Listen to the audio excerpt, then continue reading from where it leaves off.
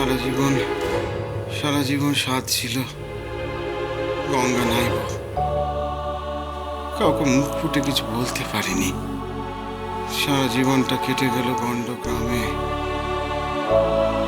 পুকুরে চান করে করে গায়ে শ্যাওলা জমে গেল। এই এই তরঙ্গ ওঠা নদীর জলে চান করে আমার শরীরটা হয়তো খারাপ হচ্ছে, কিন্তু আমার মনটা যে বড় ভালো হয়ে যাচ্ছে। আপনি চুপ করুন, কথা বলবেন না, কষ্ট হচ্ছে আপনার। বলতে দাও বাবা, সারাদিন তো মুখ বুজে ঘরেই বসে রয়েছি। দিন রাত ছোট বোনটা রাগ করছে আমার ওপর, তাকে কিছু বোঝাতে পারছি না। আমি হয়তো কাউকে কিছু বোঝাতে পারছি না। এই গঙ্গার তীরে এভাবে পড়ে থাকতে যে কত সুখ, কাকে কিভাবে বোঝাবো বলে দেখি। কুলীন পরিবার আমাদের, পূর্বপুরুষদের গঙ্গা যাত্রার প্রথা ছিল। আমারও মনে মনে স্বাদ ছিল, কখনো কাউকে মুখ ফুটে বলতে পারিনি জানো। তাই তো তোমার মাসিমা যখন আমার মনের কথাটা বলল, আমিও নেচে উঠলাম। আপনার শরীর যত বেশি সুস্থ থাকবে তত বেশি পুণ্য অর্জন করতে পারবেন, তাই না?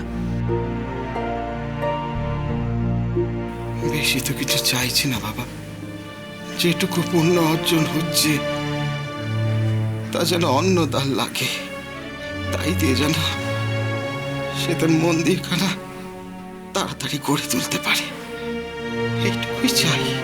চুপ করো দাদা, চুপ কর। তোমরাই বলো বাবা, আমার পায়ের কি বেরিয়ে হয়েছে। এই বাপ মা ছেলেকে নিজের পুণ্য উজাড় করে দেওয়ার জন্য এমন করে ভুগছে, আর এদের দুটিকে সামলাতে আমি একেবারে হিমশিম খেয়ে যাচ্ছি। কতদিন আর সামলাবি মনোরমা, কতদিন সামলাবি? তোর বৌদি তার নূপুরের শব্দ শুনতে পেয়েছিল, এবার আমিও পাচ্ছি। শ্যামের মতো সুন্দর মরণ আমাদের দুজনের শিউরে এসে দাঁড়িয়েছে রে।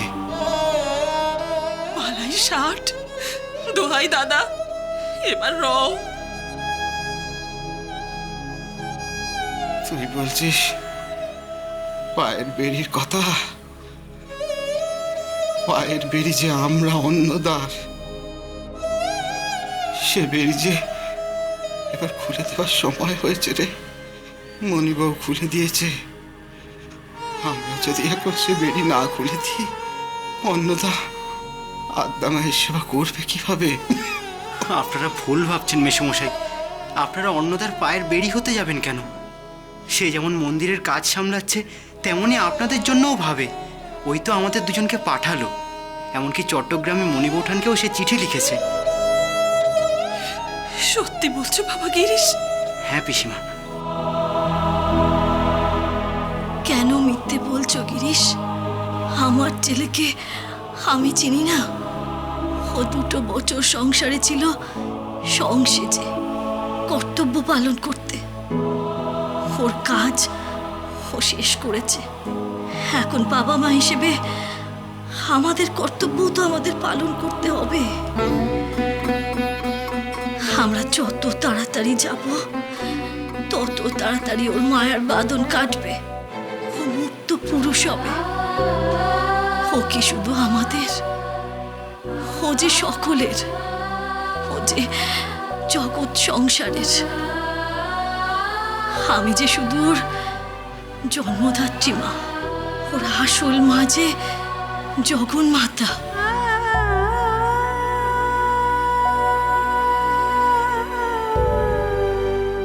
এ তো আমার আদ্যা মায়ের ছবি। হ্যাঁ গো, বাবা ছবির দোকানে করতে দিয়ে এসেছিলেন। তুমি নাকি বলেছো দক্ষিণেশ্বরের ছোট মন্দিরের কাজ প্রায় শেষ হয়ে এসেছে, আর মায়ের মূর্তি তো বড় মন্দিরে প্রতিষ্ঠা করা হবে। আর তার আগে যাতে তুমি মায়ের ছবি পুজো করতে পারো, সেই জন্যই বাবা 7 তাড়াতাড়ি এই ছবি করিয়ে এনেছেন। তোমার পছন্দ হয়েছে দাদা? পছন্দ হবে না রে বোন? এই যে আমার সেই মারে, যাকে আমি ইডেন গার্ডেন্সে পাকুড় গাছের তলায় পুকুরের মধ্যে থেকে পেয়েছিলাম, আবার যাকে দক্ষিণেশ্বরের সামনে গঙ্গা বিসর্জনও দিয়েছিলাম। কিন্তু মা কেমন লীলাময়ী দেখ, মায়ের কেমন লীলা। সেই মাই আবার দক্ষিণেশ্বরের সামনে নিজের মন্দির তৈরির জন্য জমি খুঁজে দিলেন। সত্যি গো, জায়গাখানা বড় ভালো। আমি তো শুনে থেকে বলছি, একদিকে মা ভবতারিণী, আরেকদিকে মা আদ্যা। আর গঙ্গা পেরিয়ে ওপারে গেলেই বেলুড়, সেখানে ঠাকুর থাকেন। দেখবি কালে কালে একদিন এই স্থান পৃথিবীর শ্রেষ্ঠ তীর্থস্থান হয়ে উঠবে। কত কত মানুষ আসবে একসঙ্গে, 3 জায়গায় কপাল ছোঁয়াবে বলে। তোমার কথা সত্যি হবেই দাদা। হ্যাঁ দাদা, তোমাকে একটা কথা শুধুই, এই যে এত সব মন্দির তৈরি করা হচ্ছে, মাকে প্রতিষ্ঠা করা হবে, তারপর নিশ্চয়ই মণি বৌঠানকেও এখানে নিয়ে আসা হবে। শিগগিরই মণি বৌঠানকে এখানে নিয়ে আসো না গো দাদা। বৌঠানকে কতদিন দেখি না। বৌঠান আমাকে বড় ভালোবাসে, ঠিক যেন মায়ের মতো। আর শুধু কি বৌঠান, তোমার মেয়েটাকে দেখবো না? তাকে কার মতো দেখতে হয়েছে? তোমার মতো না বৌঠানের মতো? তাড়াতাড়ি বৌঠানকে এনে দাও না দাদা। আচ্ছা, তুমি না আনতে পারলে গিরিশ দাদাকে বলো। তুমি তোমার মন্দির গড়ার কাজে ব্যস্ত থেকো, আর বৌঠান আমার কাছে থাকুক।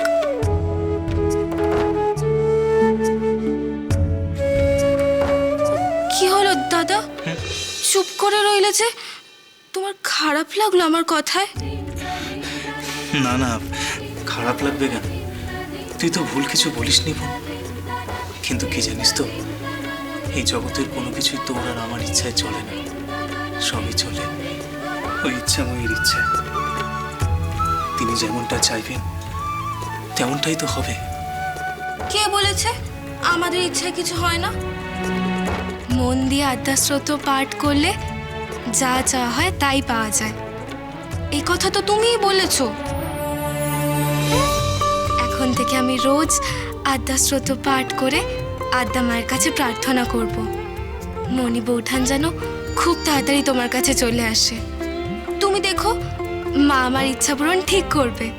মণি বৌঠান কলকাতায় তোমার কাছে আসবেই, আসবেই। সরলা,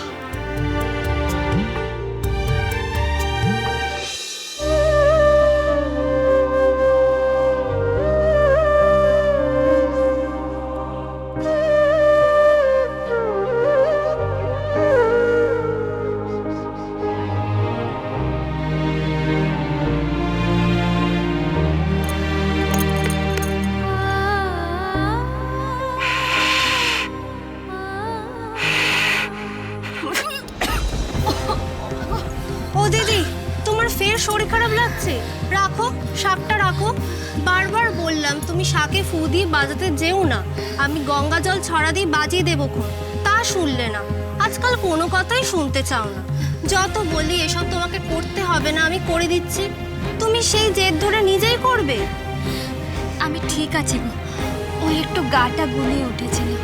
ও মা, এখন তো এমন হবে?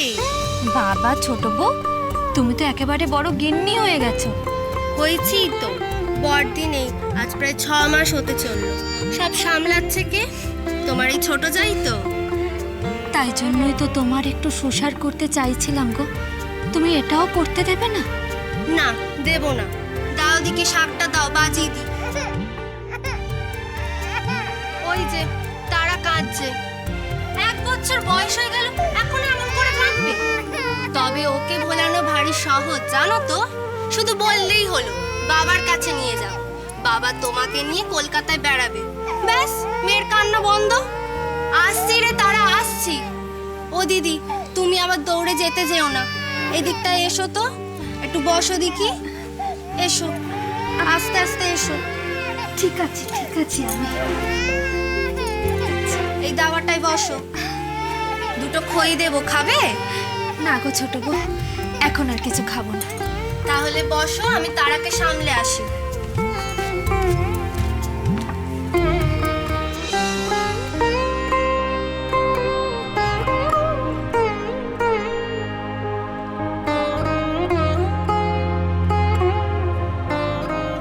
তবে ওকে ভোলানো ভারী সহজ জানো তো, শুধু বললেই হলো বাবার কাছে নিয়ে যাও, বাবা তোমাকে নিয়ে কলকাতায় বেড়াবে, ব্যাস মেয়ের কান্না বন্ধ। আদিশক্তি আদ্যাপি সোম থেকে শনি সন্ধ্যে ৭টায় আকাশ আট ও প্ল্যাটফর্ম 8-এ।